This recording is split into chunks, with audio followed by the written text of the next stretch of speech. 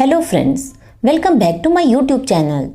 अगर आप इस समय नई कार लेने का प्लान कर रहे हैं तो आपको पता होना चाहिए कि कार डीलर्स किस किस तरीके को अपनाकर आपसे ज़्यादा पैसा वसूलना चाह रहे हैं। अभी जल्दी ही मैंने नई कार परचेस की है और मेरा ये वीडियो मेरे अपने एक्सपीरियंस पर बेस्ड है। जब आप कार डीलर के पास कार परचेस करने के लिए जाते हैं तो सबसे पहले वो आपको ये दिखाएंगे कि उनके पास जो भी कार हैं वो अभी लंबी बुकिंग में चल रही हैं और बहुत ज़्यादा वेटिंग चल रही है। उसके बाद वो आपसे ये पूछेंगे कि आपको कार कब चाहिए। जब आप ये बता देंगे कि आपको इस डेट में कार चाहिए तो उसके बाद वो आपसे बुकिंग अमाउंट ले लेते हैं। कार की बुकिंग कराने के 15 दिन बाद हमारे पास एक कॉल आता है और वो हमसे कहते हैं कि जो कलर और जो मॉडल आपको चाहिए वो आपको अलॉट हो गया है और इसके लिए आपको तुरंत 50,000 रुपये जमा कराने होंगे। उन्होंने हमसे कहा कि अगर आप 50,000 रुपये जमा कर देते हैं तो आपकी कार आपके नाम पर होल्ड हो जाएगी। उसके बाद हमने तुरंत 50,000 रुपये जमा कर दिए। उसके बाद इन्होंने कहा कि जिस डेट पे आपको कार चाहिए उस डेट पे आपको कार मिल जाएगी।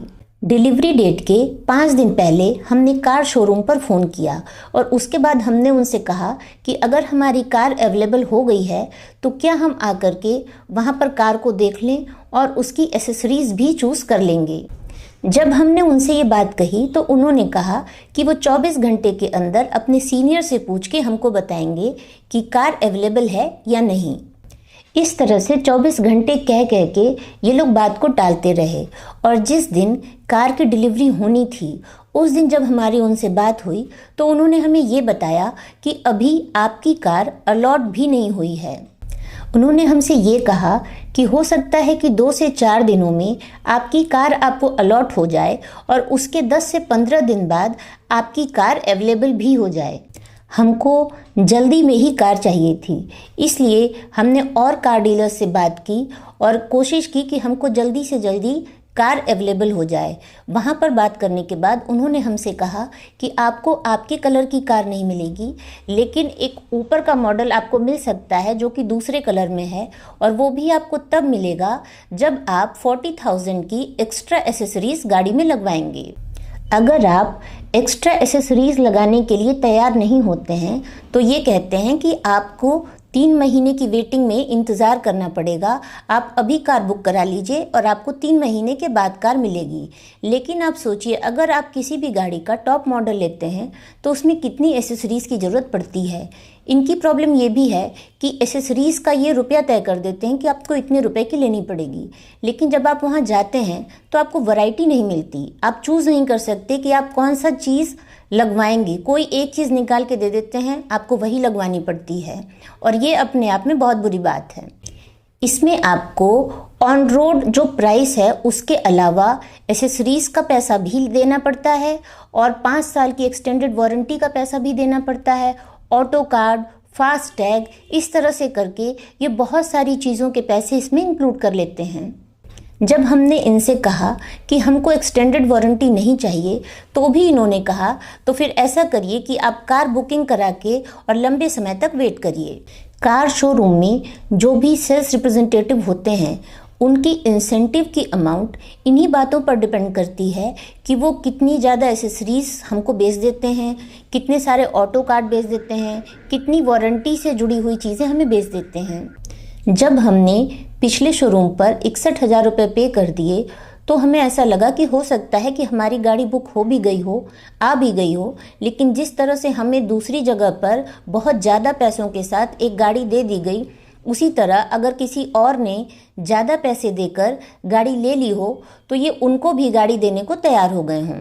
जब भी आप कार बुक कराते हैं तो आप एक स्पेशल डेट पर, इसके स्पेशल टाइम में ही कार लेना चाहते हैं। अगर कुछ लोग उस लालच में आपकी कार किसी और को दे देते हैं तो जिस डेट पर आपको गाड़ी चाहिए थी उस डेट पर आपको गाड़ी नहीं मिलती। जो भी पैसे हमने बुकिंग अमाउंट में दे दिए थे, जब हमको पैसे वापस चाहिए थे तो इसके लिए भी कई बार हम ही को फ़ोन कर करके उनसे बहस करनी पड़ी थी। आप जो भी बुकिंग फॉर्म पे साइन करते हैं आप गाड़ी की बुकिंग के लिए, उस पर लिखा होता है कि 3 महीने तक आपको गाड़ी डिले हो सकती है। लेकिन ये लोग आपसे वर्बल कमिटमेंट कर देते हैं कि आपको गाड़ी इस डेट पे मिल जाएगी। अगर आपने इस बात पर ध्यान नहीं दिया कि 3 महीने तक की वेटिंग हो भी सकती है, तो आप बुकिंग करा लेंगे। इस बार के कार खरीदने के मेरे एक्सपीरियंस ने मुझे ये सिखाया है कि जब आपको गाड़ी खरीदनी हो तो कम से कम आप 2 शोरूम पर अपनी गाड़ी बुक करा लीजिए, ताकि अगर एक जगह पर ऐसा होता भी है कि कोई आपकी गाड़ी किसी को दे दे, तो कम से कम दूसरा ऑप्शन भी आपके पास अवेलेबल हो। जब भी आप गाड़ी बुक कराते हैं तो एसेसरीज़ के लिए आप पहले ही कह दीजिए कि कोई ज़रूरी नहीं है कि आप इतने रुपए की एसेसरीज़ लेंगे ही, क्योंकि एसेसरीज़ आपको पसंद भी तो आनी चाहिए। अपनी पसंद से और अपनी ज़रूरत से ही आप एक्स्ट्रा सामान वहाँ से लीजिए। एक्स्ट्रा वारंटी लेना भी टोटल आपका डिसीज़न होना चाहिए। और ठीक इसी तरह जब आप इंश्योरेंस लेते हैं, तो जब आप कई कंपनीज़ को कंपेयर करते हैं तो इंश्योरेंस भी आपको सही अमाउंट में मिल सकता है। इसलिए इंश्योरेंस भी केवल और केवल आपकी अपनी इच्छा से ही कराने का डिसीज़न आपके लिए होना चाहिए। अगर आपके पास समय होगा, मतलब कि आपको जल्दी से जल्दी कार नहीं लेनी होगी, तभी आप एसेसरीज़ के लिए या एक्सटेंडेड वारंटी के लिए या इंश्योरेंस के लिए आप अपनी तरफ से बात रख पाएंगे। आप ये कह पाएंगे कि जो भी चीज़ हम लेंगे अपनी पसंद से ही लेंगे। जब आप कार खरीद लेते हैं और उसकी सारी अमाउंट पे कर देते हैं, उसके बाद शोरूम वाले आपको अच्छा फीडबैक देने के लिए और 5 स्टार रिव्यू देने के लिए भी दबाव बना देते हैं। अगर आपको वीडियो पसंद आया हो तो वीडियो को लाइक करें, चैनल को सब्सक्राइब करें और वीडियोस की अपडेट आपको सही समय से मिल सके इसलिए बेल आइकन को प्रेस करना ना भूलें। धन्यवाद।